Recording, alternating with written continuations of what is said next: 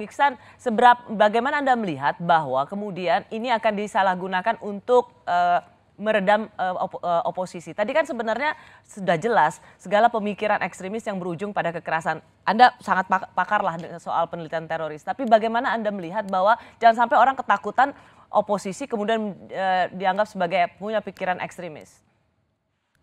Kan yang pertama-tama ya kalau kita baca definisinya misalnya ekstremisme berbasis kekerasan. Jadi ada ekstremisme yang tidak berbasis kekerasan. Jadi perlu ada identifikasi khusus mana nih yang berbasis kekerasan gitu ya.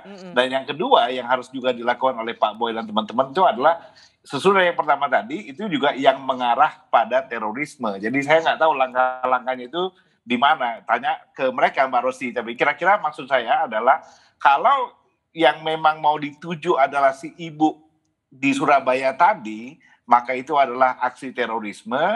Dan buat saya sih dari hulunya yang dilacaknya itu, dan itu perlu penelitian sendiri, perlu dokumentasi sendiri, macam-macam gitu ya. Kalau hilirnya, itu hilirnya. Kalau hulunya buat saya adalah pendidikan kewarganegaraannya kita beresin gitu ya. Pendidikan mengenai HAM, pendidikan mengenai toleransi, pendidikan macam-macam lah. Tapi kantornya Pak Boy ini saya bukan meng-underestimate Pak Boy dan kantornya ini, tapi saya kira skopnya itu begitu gede banget gitu ya. Apa kira-kira yang tidak masuk dari di RAN PE ini? Apa yang tidak masuk malah saya tanya. Jadi hampir semuanya masuk. Jadi soal pemolisian masyarakat, dari soal penceramah nanti di edukasi, dari soal macam-macam perempuan di ini dan sebagainya. Jadi hampir semuanya masuk. Saya khawatir bahwa it's all about everything, maka dia nanti menjadi nothing gitu loh. Saya khawatirnya Mbak Rosi. Khawatirnya it's over promise tapi under delivered. Betul, kira-kira gitu. Karena ilusifnya definisinya dan macam-macamnya, padahal kasus-kasus isu-isu terkait terorisme, kalau kita ngomong khusus tentang terorisme, cukup spesified dan sudah cukup di-studied, dan ada beberapa hal yang nyata sekali keperluannya, tapi nggak dilakukan karena kekurangan. Kalau Anda bisa memberikan masukan, macam-macam gitu. Kalau Anda bisa memberikan masukan pada Kepala BNPT malam hari ini, apa yang menurut Anda perlu dimasukkan? Dari bagian mana nih? Banyak banget. Jadi kalau saya sih BNPT misalnya ya khusus tangani masalah terorisme.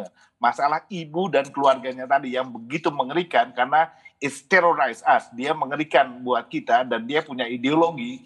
Dan itu dalam rangka menghancurkan republik dan sebagainya. Fokus ke soal itu dan biar Mas Nadiem Makarim dan lain-lain memperbaiki urusan ininya nih, urusan pendidikan kewarganegaraan, sehingga misalnya intoleransi tidak mempengaruhi kebijakan orang-orang di LPDP misalnya. Kalau ada itu terjadi seperti yang Anda sebutkan di LPDP, ada hukuman yang sangat keras kepada dia, tapi itu bukan masalah terorisme, itu masalah intoleransi yang berpengaruh kepada pengambilan kebijakan publik gitu ya.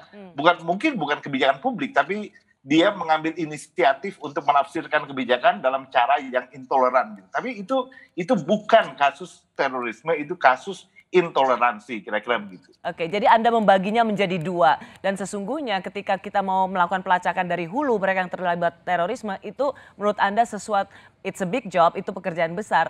Tapi dengan definisi yang bisa lebih jelas, melihat dari para pelaku-pelaku teroris. Dan lebih jelas kalau diambil dari hilirnya, dari orang-orangnya, dan itu cukup. Dan ditarik mundur. Sekarang gitu. Dan ditarik mundur ke sini, jangan sebaliknya, karena sebaliknya itu melibatkan lebih banyak sekali gerbong, padahal kita tahu tikus yang akhirnya keluar di ujung terowongan tikus adalah tikus yang skinny banget, yang udah kecil sekali, karena kita tahu jumlah teroris pasti lebih kecil dari sekedar orang-orang yang intoleran. Itu tidak berarti bahwa intoleransi tidak masalah ya, tapi itu isu lain, bukan isu terorisme, kira-kira gitu. Nah, saya mendefine kantornya Pak Boy ini kantor tentang terorisme, kira-kira gitu. PAN PE ini adalah PAN tentang terorisme, gitu. Bukan tentang ekstremisme yang ilusif tadi, atau apalagi tentang konservatisme atau intoleransi, gitu Mbak Rosi. Tapi mengapa Anda merasa ini kurang? Bukankah Anda tidak merasa cemas dengan kondisi ekstremisme saat ini yang bisa berujung pada kekerasan? Saya tentu saja saya tidak benar kalau tidak bilang saya tidak cemas gitu ya, tetapi sebenarnya rekornya cukup di beberapa tahun terakhir ini rekornya cukup baik gitu ya, apalagi di masa COVID sekarang ini. Bukan berarti tidak ada ancaman, tapi ada polisi sudah makin preventif misalnya kalau kita lihat kasus Lampung dan sebagainya gitu ya.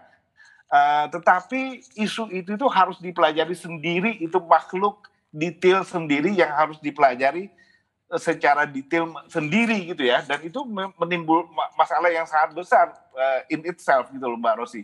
Karena misalnya ya, yang harus di treat dalam rangka deradikalisasi itu bukan hanya orang yang sudah keluar dari penjara dan kita tahu, tapi juga keluarganya gitu misalnya ya.